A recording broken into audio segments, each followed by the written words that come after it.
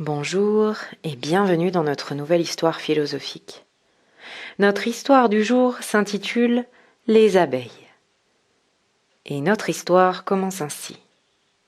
Il était une fois, dans un paisible royaume, 2 tribus d'abeilles, les abeilles noires et les abeilles rouges. Elles vivaient en harmonie, partageant les fleurs et le pollen pour nourrir leurs colonies respectives. Leur monde était paisible, et leur différence de couleur n'était jamais un sujet de conflit.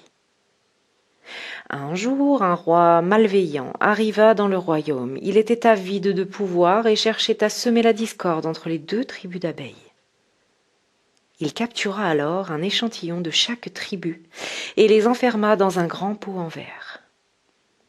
Les abeilles noires et les abeilles rouges étaient mélangées, mais elles continuaient à coexister paisiblement. Le roi, voulant provoquer la discorde entre les 2 tribus et provoquer surtout la guerre, secoua violemment le pot. Les abeilles, apeurées, désorientées, commencèrent à se battre les unes contre les autres, croyant que l'autre tribu était l'ennemi. Le roi se délectait de ce chaos et espérait que cela se répercuterait sur le royaume tout entier. Pendant ce temps, une jeune abeille observatrice du nom de Maïa réussit à s'échapper du bocal.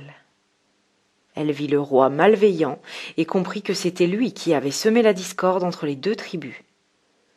Maïa décida de retourner dans son royaume pour révéler la vérité à ses sœurs et frères abeilles. Maïa réussit à réunir les 2 tribus et leur raconta tout ce qu'elle avait vu. Les abeilles noires et les abeilles rouges réalisèrent qu'elles avaient été manipulées et que leur véritable ennemi était le roi malveillant. Unies, les 2 tribus décidèrent de travailler ensemble pour chasser ce roi et rétablir la paix dans leur royaume. Cette histoire nous rappelle que parfois, les conflits, les divisions, entre chaque espèce, entre chaque individu, sont souvent causés par la force extérieure. Et cette force extérieure essaye de gagner du pouvoir en profitant de ces discordes. Alors, avant de nous monter les uns contre les autres, de pointer du doigt le voisin, de jeter la faute sur l'autre, il est souvent important de prendre un temps de recul et peut-être de réfléchir à qui est-ce qui a bien secoué ce pot dans lequel nous sommes enfermés. Et y a-t-il réellement un responsable à tout ça?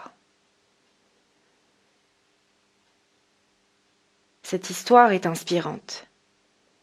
Elle nous rappelle l'importance de l'unité, de l'union.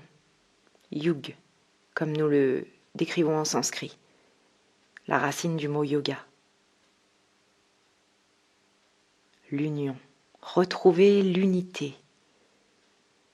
L'unité en nous, autour de nous, entre le corps et l'esprit, le souffle et la matière, entre l'énergie et la densité,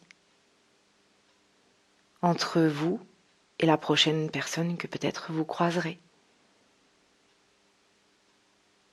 Je vous souhaite une bonne réflexion. N'hésitez pas à réécouter ce conte, à le partager, à me laisser un petit pouce en l'air pour me montrer que vous avez apprécié. Et pourquoi pas, si le cœur vous en dit, vous avez possibilité de participer à la cagnotte participative Maya Méditation que vous trouvez en barre d'infos.